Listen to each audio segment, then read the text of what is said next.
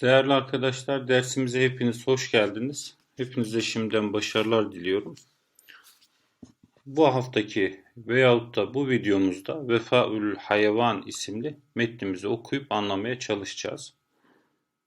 Bismillahirrahmanirrahim. Vefaül Hayvan, hayvanın vefası. Dilerseniz hayvanların vefası şeklinde de bunu anlayabiliriz.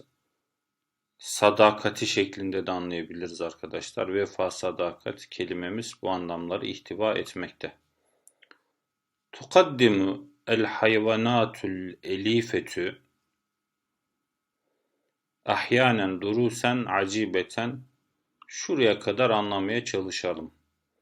Tukaddimu sunar el hayvanatul elife evcil hayvanlar ahyanen bazen durusen dersler aciben enteresan acayip enteresan dersler sunar. Ne hakkında? Fil vefain lil beşeri beşere sadakat vefa hakkında. Ne ile? Bi sıdkı hubbiha onların sevgisinin doğruluğu kime? Li eshabiha sahiplerine. Başka ve kuvveti irtibatiha ve onların bağlılıklarının gücü. Bihim kime? Yine sahiplerine. Sahiplerine karşı bağlılıklarının gücü, kuvveti ve de yine sahiplerine karşı sevgilerinin doğruluğu ile insanlığa, şu beşere, insanlara vefa hakkında, vefaya, sadakate dair böyle enteresan, acayip ve buna ilgi çekici de diyebiliriz arkadaşlar. Dersler sunarlar evcil hayvanlar.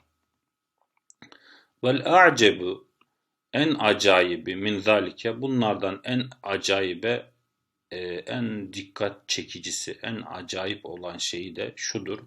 Hüve kudratü hazihil hayvanati ale tabir an şuuriha ticahe eshabiha.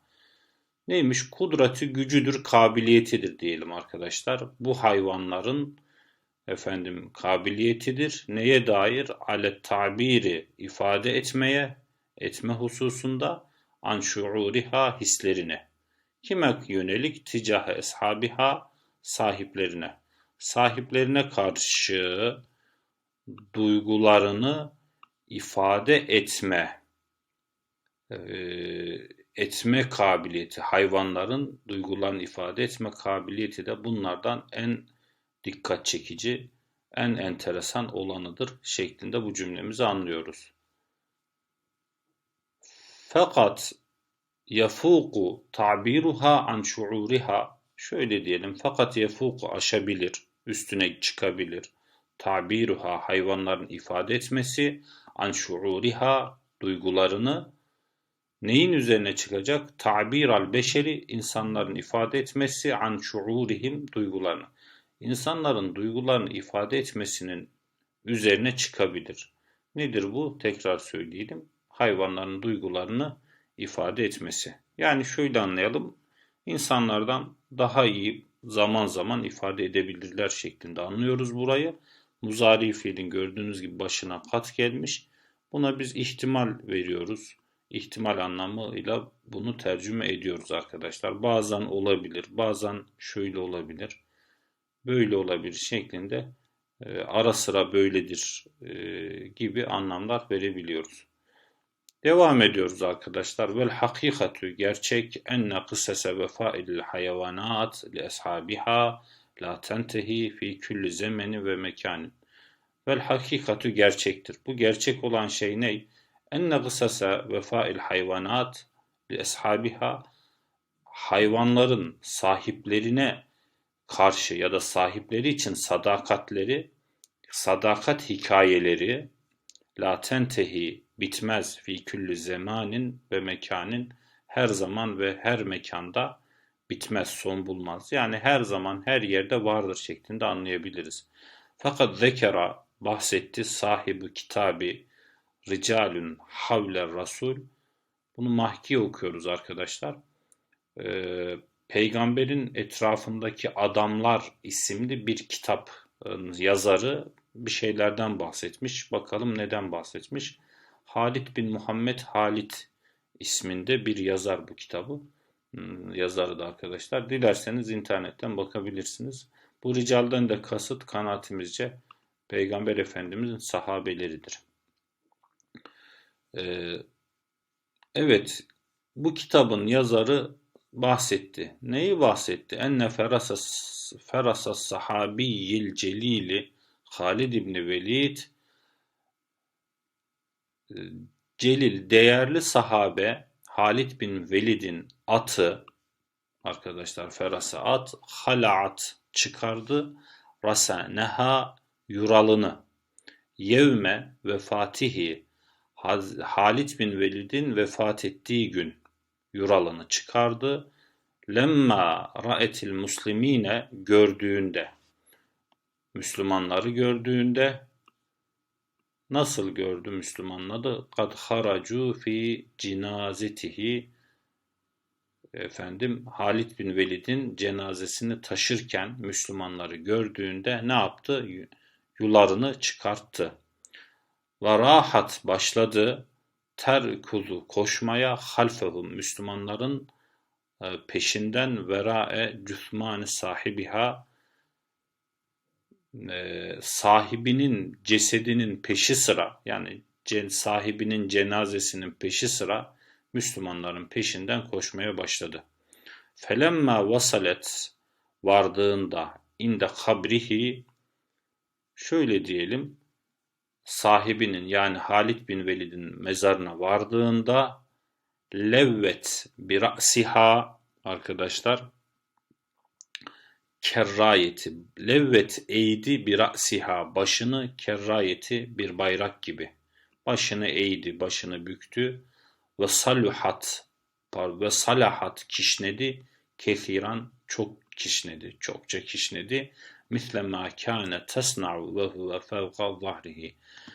Mislema gibi, kânet olduğu gibi, tesna'u ve huve fevka zahrihi, onun sırtında, Halid bin Velid'in kendi sırtında iken yaptığı gibi arkadaşlar.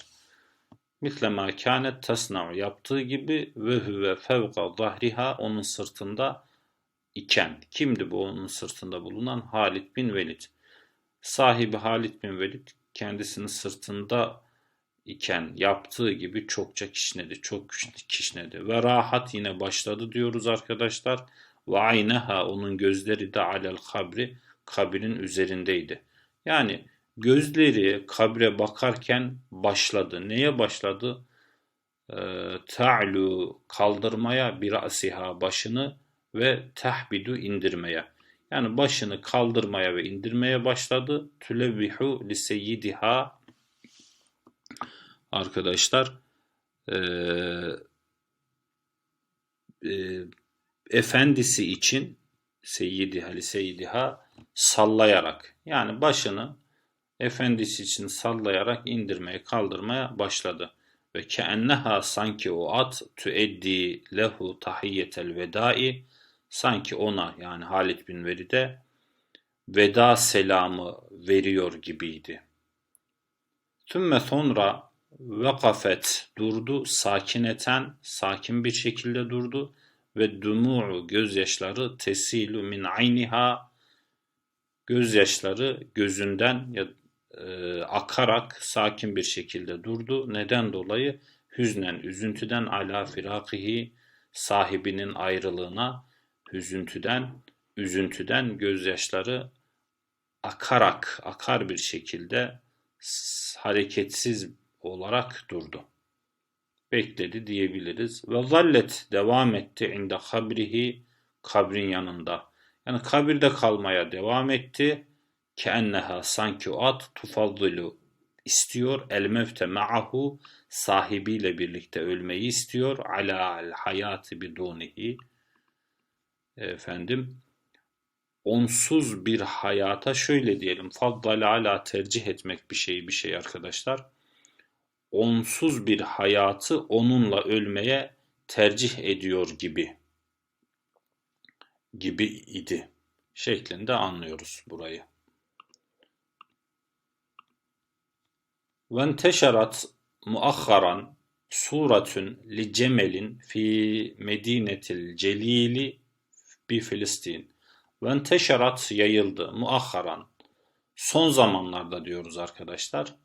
Suretün bir resim, licemelin bir devenin resmi yayıldı. Nerede? Filistin'deki Celile şehrinde. Nasıl bir resim ya da nasıl bir deve? Deveye bir sıfat gelsin. Yesiru yürüyor fi cenazeti sahibihi, sahibinin cenazesinde yürüyor. Hatta sonunda da vasale ulaşıyor. İlâ mevdi'il kabri, kabir mekanına, kabristana ulaşıyor. Kabristan sahibinin cenazesinde yürüyüp kabristana ulaşan bir devenin resmi son zamanlarda Filistin'in Celile şehrinde ne yaptı? Yayıldı. Ve vakafe durdu. Yanzuru ila sahibihi, sahibine bakarak durdu. Ve yurafiku gözlüyor ya da izliyor arkadaşlar. İzleyerek, evet, bunu nazaraya yanduru fiiline atıf yaparız. Ameliyete defnihi, sahibinin defin işlemini izliyor. Ve dumu'u gözyaşları tenhemiru min ayneyhi, gözünden ne yapıyor? Akıyor. Gözünden gözyaşları akarak sahibinin defin işlemlerini izleyerek sahibini bakar bir şekilde ne yaptı? Bekledi ya da durdu diyoruz. Van sarafen nasu, insanlar gittiler, ayrıldılar tabi kabristandan. Vazallel cemelu, deve devam etti. İndel kabiri, kabirde. Yani kabirde kalmaya, kabristanda kalmaya devam etti. Ve fil yevmü tali, diğer gün, kânetil müfacietül elimetü, üzücü bir olay var idi ya da üzücü bir olay olmuştu. Felem yetehammel el cemelu ya da felem yetehammelil cemelu el hayate, deve katlanamamıştı. Neye? El hayate, yaşamaya, ba'de vefati sahibihi, sahibinin vefatından ya da ölümünden sonra yaşamaya katlanamamıştı. Femate, öldü, hasreten, hasretinden diyelim arkadaşlar buraya, özleminden diyelim. Ve hüznen, üzüntüsünden aleyhi, ona karşı. Ona olan üzüntü ve özleminden dolayı da ne yaptı? Deve onsuz hayata katlanamayıp öldü. Tariken, bırakarak, lil beşeriyeti, insanlığa, a'dama rasailil vefai, vefa mesajları, a'dama en büyük, en böyle önemli, en büyük vefa mesajları bırakarak insanlığa, ona hüzün ve onun hasretinden dolayı da deve ne yaptı? Öldü. Vel emru, durum, la yaktasiru alel hayri vel cimali. Durum atlara ya da ata ve develere özgü değildir ya da develerle sınırlı değildir. Bu durum neydi? Hayvanların vefası ya da hayvanların sadakati. Fa kısasu vefail kilabi li eshabiha, köpeklerin sadakati hikayeleri kime? Li eshabiha, sahiplerine, la tuhsa ve la tuaddu. Bunu şöyle anlayalım arkadaşlar. La tuhsa, hesaplanamaz, ve la tuaddu, sayılamaz. Yani sayılamayacak veyahut da hesaplanamayacak kadar çoktur şeklinde anlayabiliriz. Sınırsızdır diyebiliriz arkadaşlar şuraya. Çoktur ya da çok fazladır şeklinde de anlayabiliriz. Fehiye min ekseril hayvanati vefaen lil beşeri. Fehiye, köpekler, hayvanların en çoğudur. Ne bakımdan? Vefaen lil beşeri, insanlara ya da evet insanlara, beşere vefa bakımından hayvanların en çoğudur. Yani en vefalısıdır diyebiliriz arkadaşlar. En vefalısıdır. Burada vefaen temyizdir diyoruz. Vakat yebluğu, ulaşabilir, vefaül kelbi, bir köpeğin vefası, sahibihi, sahibine bir köpeğin vefası ulaşabilir. Neye ulaşabilir? En yentazira, beklemeye, avdetehu, onun dönüşünü, li şuhurin, aylarca, ve rubbema li senevatin, belki de senelerce. Bir köpeğin sahibine olan vefası aylarca veya yıllarca onun dönmesini bekleyemeye ulaşabilir. Bekleyecek kadar olabilir şeklinde, bekleme seviyesine ulaşabilir şeklinde de anlayabiliriz. Fakat zalle kelbun, bir köpek kaldı. Fissini, Çin'de bir köpek kaldı. Öyle ki zira ne kadar kaldı arkadaşlar? Selâfete eşhurin, 3 ay, emamel müsteşfa, hastanenin önünde, muntaziran, bekleyerek, huruce sahibihi, sahibinin çıkmasını bekleyerek, ellezi, öyle sahip ki tuvfiye, vefat etti, ba'de hamseti eyyamin, 5 gün sonra, min vusulihi ilel müsteşfa, hastaneye varmasından 5 gün sonra. Şöyle diyelim, hastaneye varmasından 5 gün sonra vefat etmiş olan sahibinin çıkışını bekleyerek hastanenin önünde ne yaptı arkadaşlar? 3 ay kaldı Çin'de bir köpek. Devam ediyoruz arkadaşlar. Ve la yakifu, durmaz, vefaül kelbi, köpeğin vefası, sadakati, inde sahibihi, sahibinde. Bunu şöyle anlayalım. Köpek yalnızca ya da sadece e, sahibine vefakar değildir şeklinde anlayabiliriz. Zira bağlam buna müsaittir. Bel aksine yemteddü, ulaşır, li gayrihi minel hayvanati, diğer hayvanlara da diyelim. Ondan başka diğerlerine de. Diğer hayvanlara da onun vefası ulaşır.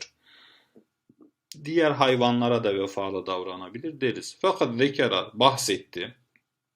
Tabibin, bir doktor, Mısriyün, Mısırlı bir doktor. Neden bahsetti ya da neyi anlattı? Zekara bahsetti, anlattı malumunuz. Ennehu, o, vecede, buldu, kelben, bir köpek, musaben, yaralı, bir kesrin fi sakihi, ayaklarından yaralanmış, ayakları kesilmek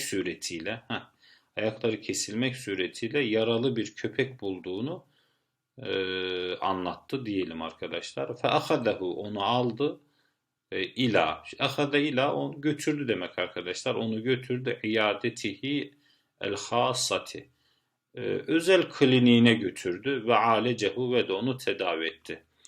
Ve indema temâthele lişşifâi, iyileşmeye başlayınca arkadaşlar, terakehu, onu bıraktı. Yani köpeği bıraktı. Velakinnehu, ancak o, fuciye bihi, çok şaşırdı. Ona çok şaşırdı. Ba'de eyyamin, günler sonra, yenbehu, havlıyor, emame babil iyadeti, klinin önünde. Günler sonra klinin önünde havlarken ona çok şaşırdı.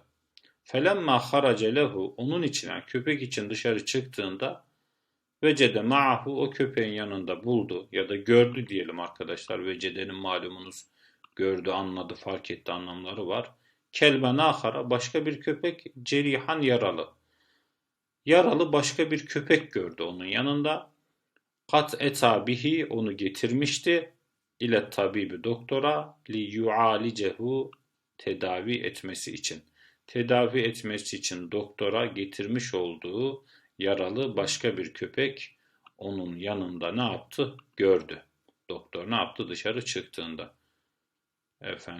Diyoruz. Metnimiz bu şekilde arkadaşlar.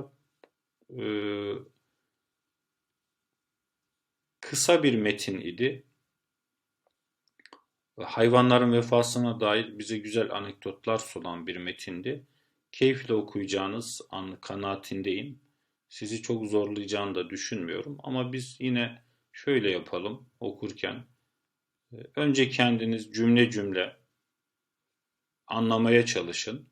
Sonra da kendi anlamını anladıklarınızla bizim tercümemizi karşılaştırabilirsiniz. Daha net, daha güzel öğrenmeler, daha kalıcı öğrenmeler bu vesileyle de sağlamış olursunuz. Akabinde metni bitirirsiniz. Metni bitirdikten sonra da vakit buldukça metni tekrar dinleyebilirsiniz ya da kendi notlarınızda aldıysanız notlarınızdan da bakabilirsiniz. Metne iyice hakim olursunuz kanaatindeyim arkadaşlar. Yine söylüyorum, bilmediğiniz kelimeler varsa bunu mutlaka not alınız. Fiilse mazi, muzari, emir şeklinde, isimse müfret, cemi şeklinde, kullanımsa e, bilmediğiniz bir şey ise size bağlıdır tabii ki bunlar.